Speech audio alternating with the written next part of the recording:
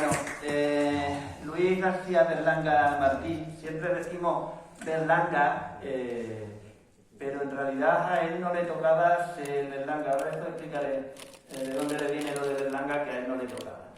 De este director, ¿no?, que dicen que junto con Buñuel han sido los dos más grandes del cine, de la historia del cine español.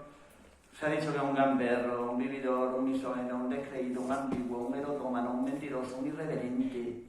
Él mismo se ha dicho incluso algunos de estos adjetivos, pero al mismo tiempo lo que decimos, un auténtico genio, o por lo menos se coincide en decirlo, ¿no? ¿De dónde viene lo de Berlanga? Porque no tiene nada que ver con nuestro pueblo, pero él que se lo perdió. Viene de su abuelo, Fidel García Berlanga, que era un terrateniente y un empresario del vino de Utiel, de Valencia, que se metió en política y consiguió en el Congreso aprobar una ley sobre el alcohol, sobre el vino, que dio grandes beneficios a su comarca, que hay mucho cultivo del vino. Su hijo, que quería dedicarse a la política también, dijo: tengo que aprovechar el nombre, los apellidos de mi padre, García Berlanga, que tiene buena fama, y a ver si con eso yo hago carrera en política, que la hizo. Y entonces fue el que unió los dos apellidos de su padre para hacer el primero suyo, el apellido compuesto, García Berlanga. Pero en realidad a Berlanga no le tocaba llamarse Berlanga. Por terminar de conocer a la familia, la madre, Amparo. Si el padre era de gente con dinero, la madre tampoco le faltaba. La madre, junto con su familia, tenían la pastelería más famosa de Valencia y económicamente también era bastante solvente.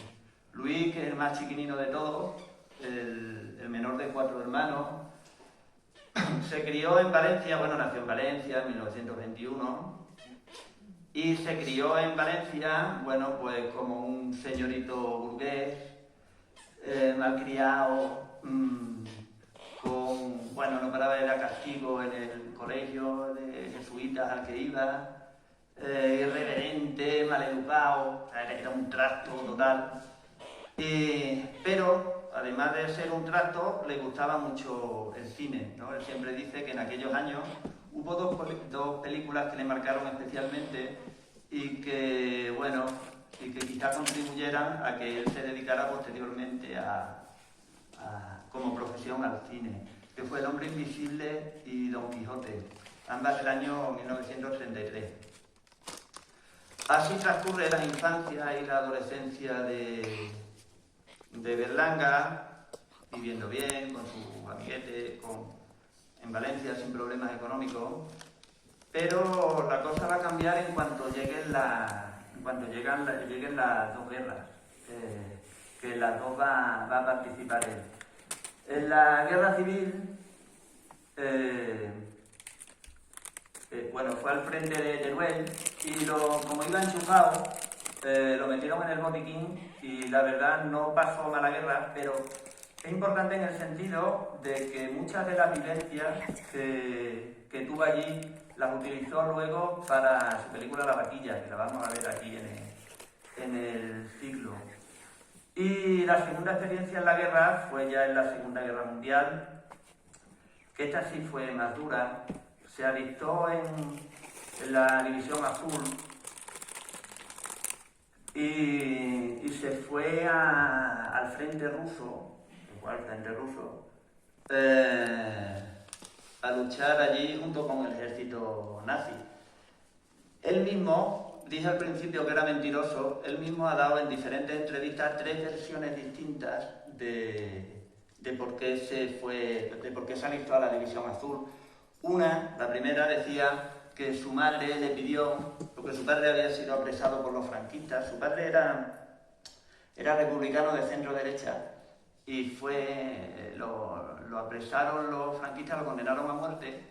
Y la primera versión es que su madre le pidió que por favor hiciera mérito yéndose al frente ruso, a ver si así le perdonaban la vida a su padre. La segunda versión, que que contó él también en otra entrevista era que estaba enamorado de una tal Rosario Mendoza y que por impresionarla que se fue a la guerra. Y una tercera versión que dice que estaban un día de fiesta él con sus amigos y que decidieron alistarse todos juntos, pero que al final el único que fue es él. Sea como fuere, allí sí lo pasa mal.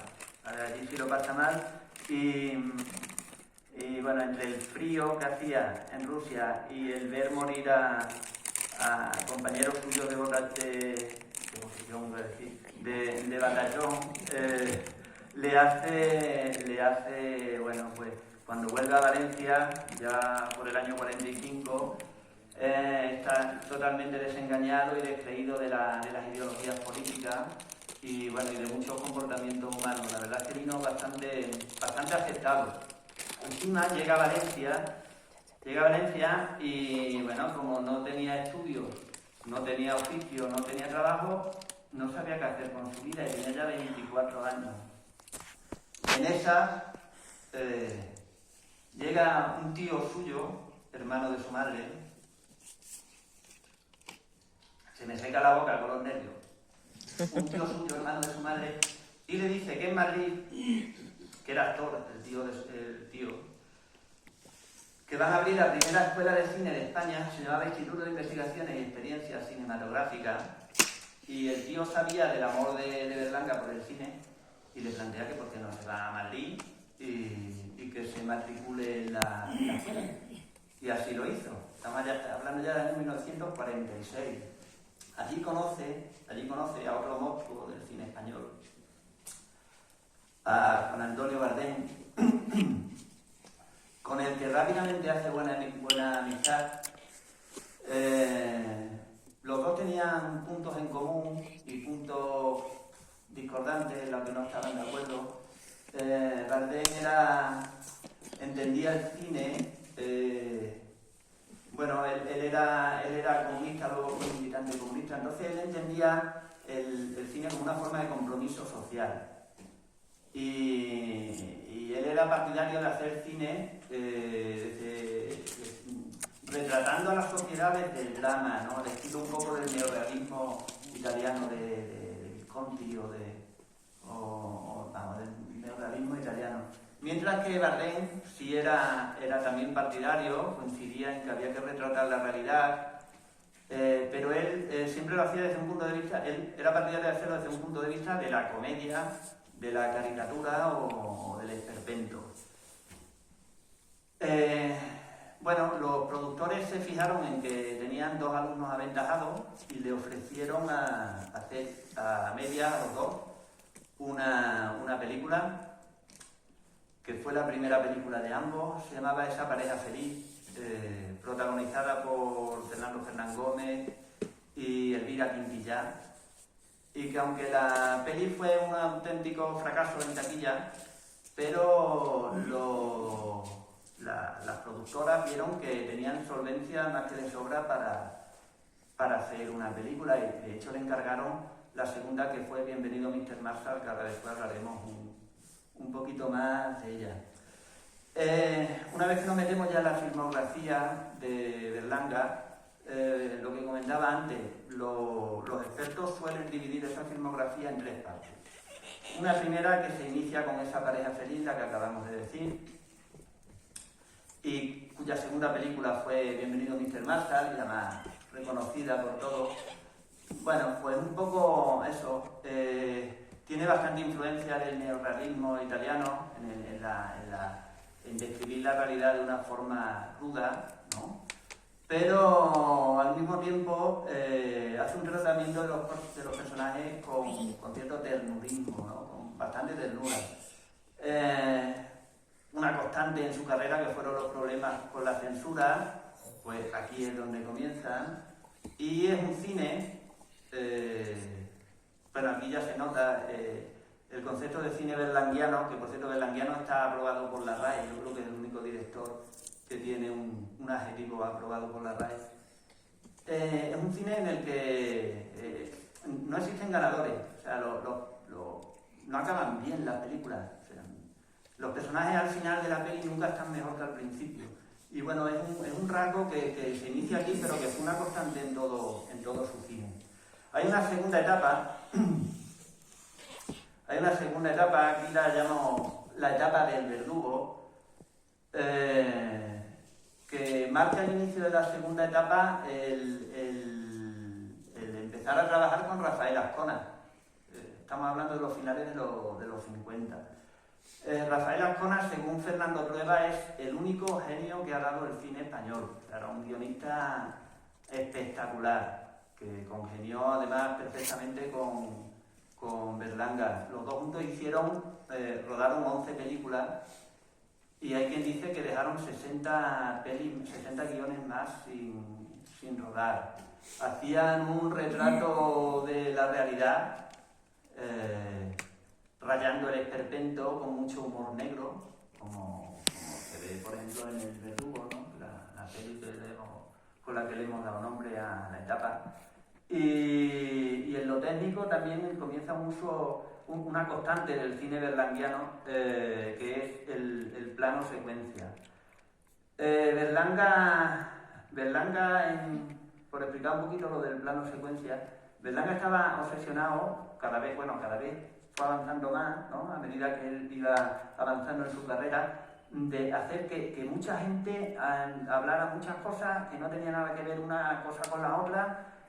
Los repartos siempre eran corales, no había unos protagonistas claros, había bastante gente que era protagonista, y él lo que hacía era montar la cámara en unos carriles para rodar el plano secuencia, y entonces eso le permitía ir desplazando la cámara e ir entrando en grupos de personajes que tienen una conversación, unos entran, otros salen, aquí una conversación, aquí otra conversación, y aquí empieza un poco a generalizar ese uso que luego desarrolló sobre todo en la tercera etapa, la etapa de la escopeta nacional. Aquí tiene planos secuencia memorable de 6, 7, 8 minutos. Y bueno, esta etapa se caracteriza porque ya por fin no va a tener problemas con la censura. Digamos que el inicio de la etapa va con la trilogía de la escopeta nacional, el año 1978, ya en esta tercera etapa no hay problemas con la censura, lo que hace que él trate mucho los temas políticos, hace un retrato de lo que fue los últimos años del franquismo, la transición, en Todos a la cárcel, que también está en el ciclo sobre la corrupción política, y bueno, lo que estamos hablando, aquí ya el tema del plano secuencia y de casi volverte loco cuando estás viendo una película porque cada uno está hablando de su tema y nadie escucha a nadie, pues es una característica de la segunda, pero sobre todo de la tercera etapa.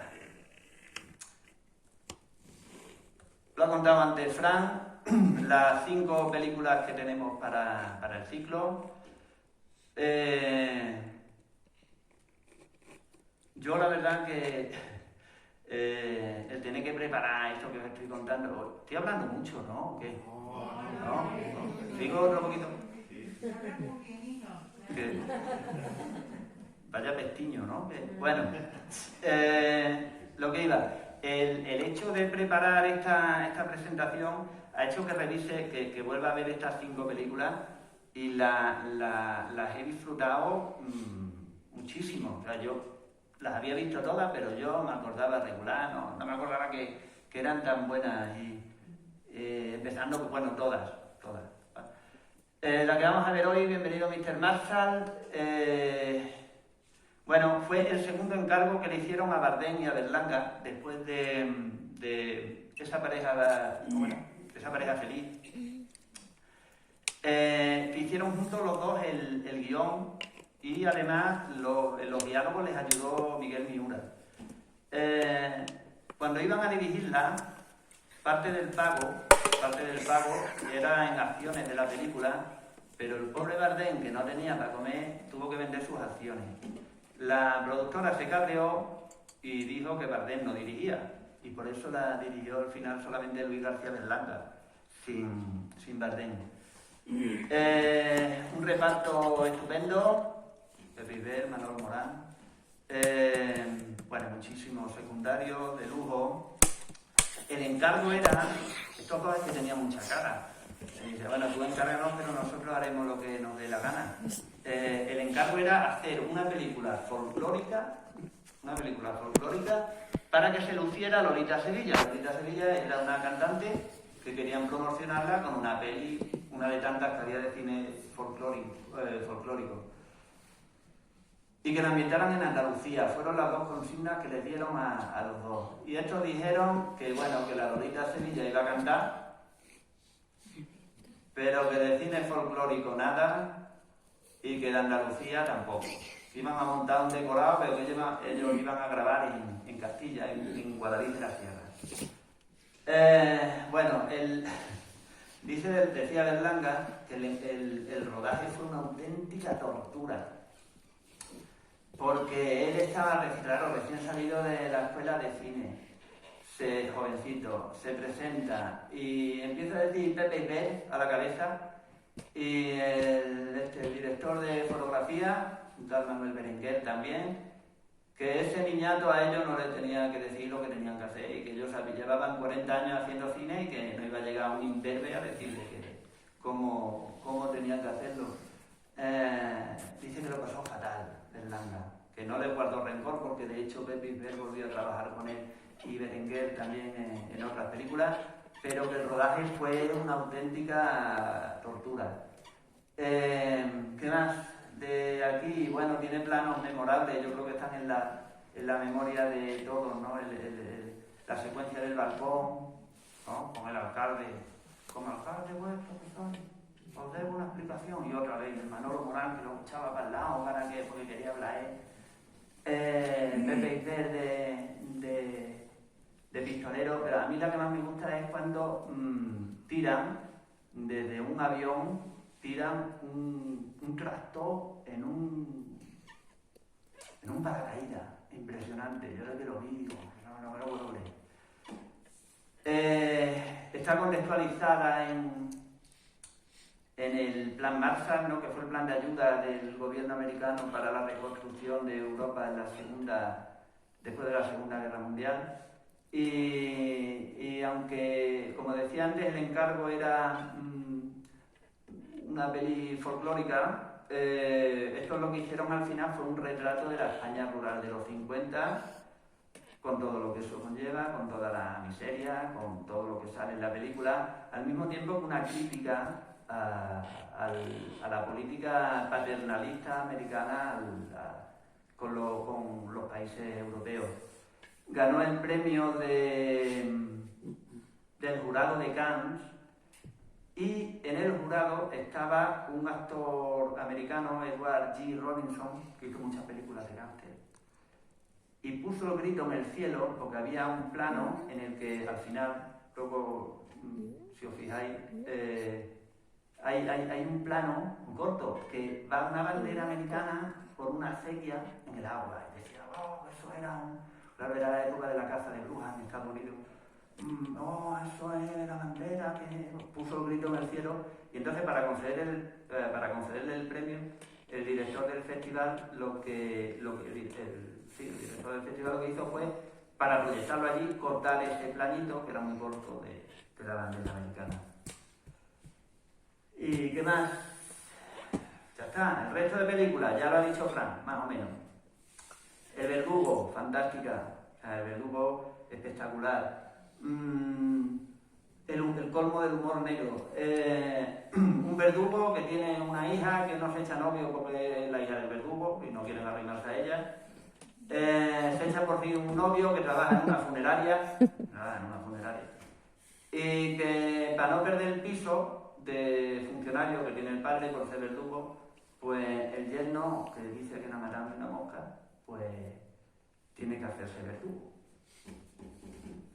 Por lo visto, un amigo abogado de Berlanga le contó que en Valencia, cuando pasaron por el garrote a la última ajusticiada en España, la última mujer que ajusticiaron, al verdugo lo tuvieron que emborrachar, esto es realidad, por lo visto, y empujarlo hasta que cumpliera con su obligación. Y a raíz de eso, que le contó su amigo abogado, pues hicieron el guión de la película. También premiada en el Festival de Venecia. El embajador de España en Italia puso el grito en el cielo porque a Franco en Italia le llamaban el verdugo. ¿Cómo iba a ganar esta película en el Festival de Venecia? Bueno, un lío. La tercera, La escopeta nacional. Retrato de, bueno, la trilogía es un retrato de los últimos años del franquismo y primero de la transición. Lo que decía antes, ¿no? Este es el colmo de las películas de Berlanga, de que cada uno lleva su conversación, nadie escucha a nadie, es una auténtica locura.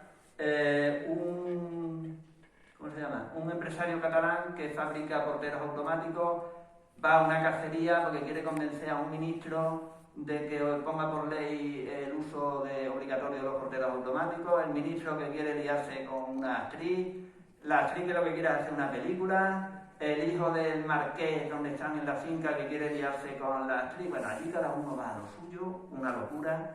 Si os fijáis viéndola, el tema, a mí me gusta mucho esa cosa, de los planos secuencia, de cómo empiezan a grabar y no paran de grabar hasta 6 o 7 minutos después.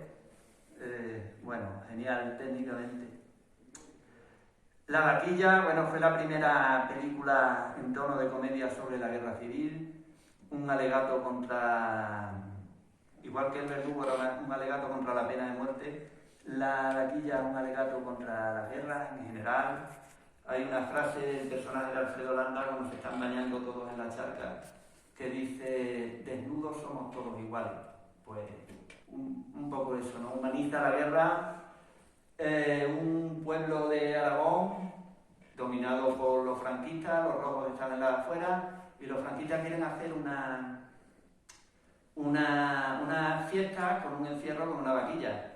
Los rojos que quieren llevarse la vaquilla para guardar la fiesta porque tienen hambre, porque hay que comer.